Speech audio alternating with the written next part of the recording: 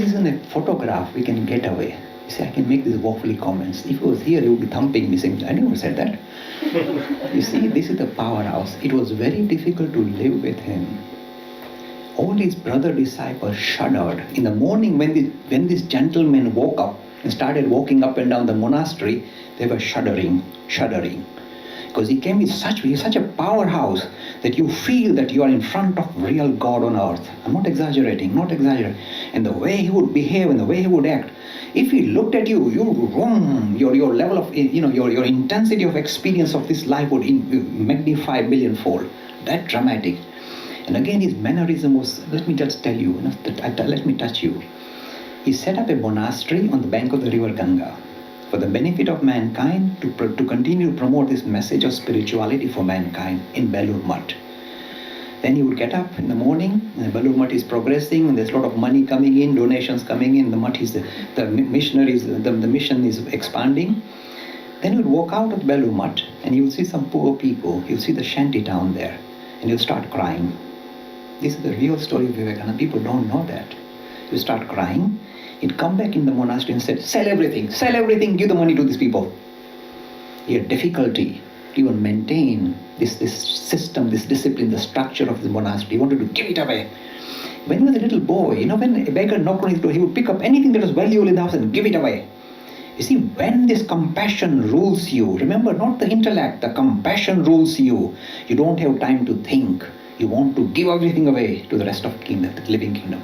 So imagine what happened to the brother disciples. They would walk in and say, sell everything. And they say, oh, he just set it up. He wants to sell everything.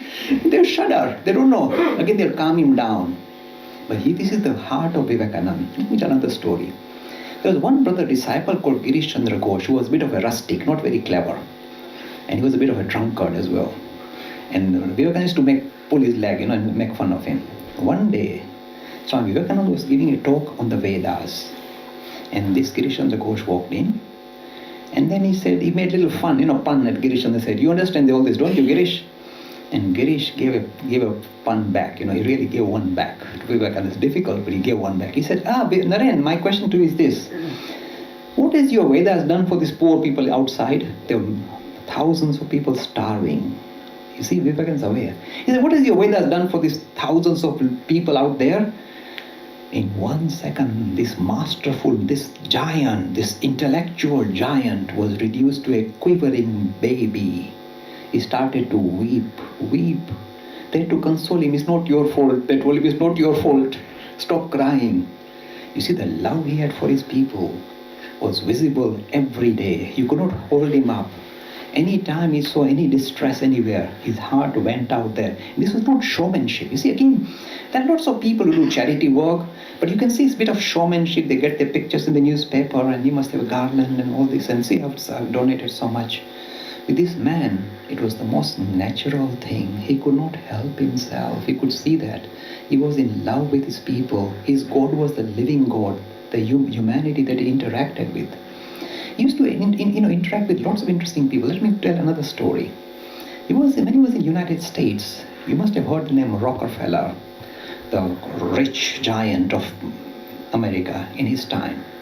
Rockefeller heard of this Swami who was kind of making a big wave in the society of the United States.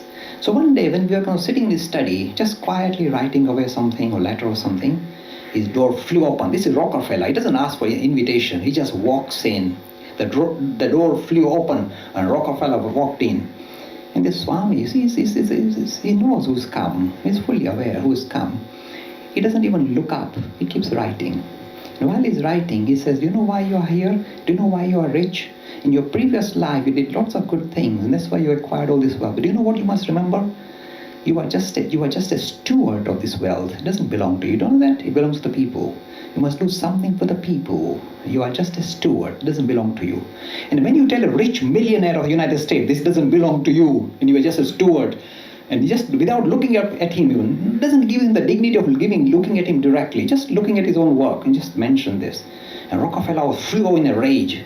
He went out, the door flung closed again, walked out. He said, what an arrogant man. Doesn't even look at me and is telling me that it doesn't belong to me.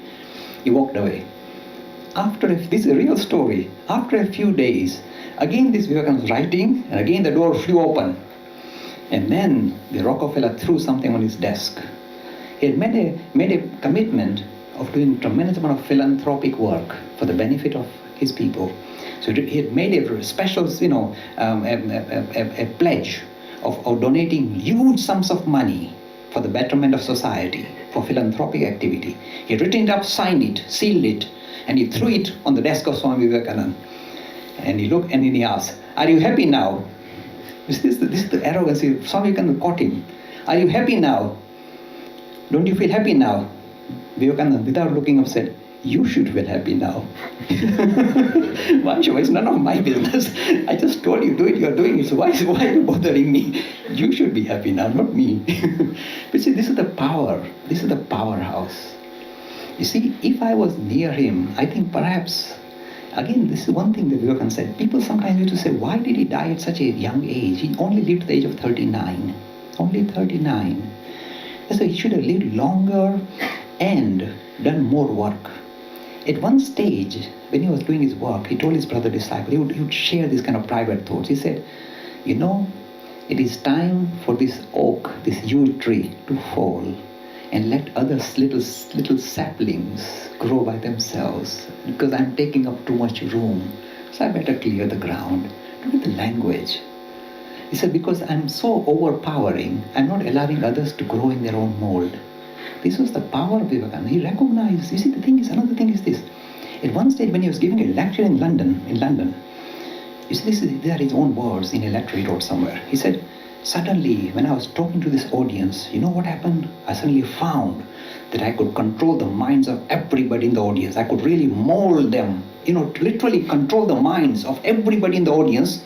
I think this was an audience in Piccadilly. So I could control them and really mold them as I wish. I was in tremendous power. I suddenly felt that power surging up in me.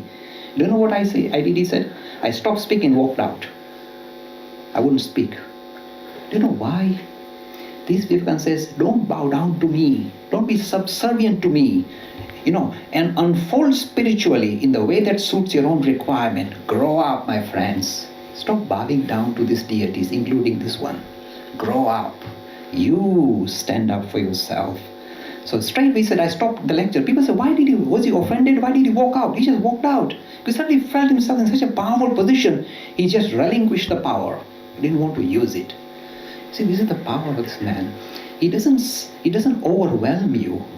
He encourages you to supersede him, to become better than him. See the power. No other prophet has done that. They all say, come and sit at my feet, I'll sort you out. He says, don't you come near my hands. If you sit at my feet, I'll kick you. This is the difference.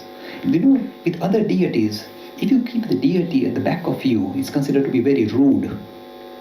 With this one, I don't think you'll find it rude, because it's good, I can kick you from back. It's a different deity. It's not a normal deity. He's broken the mold of the old deities.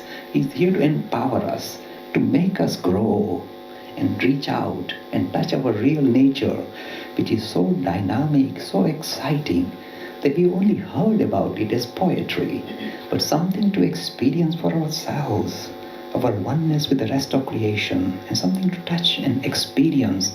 That is what life is all about.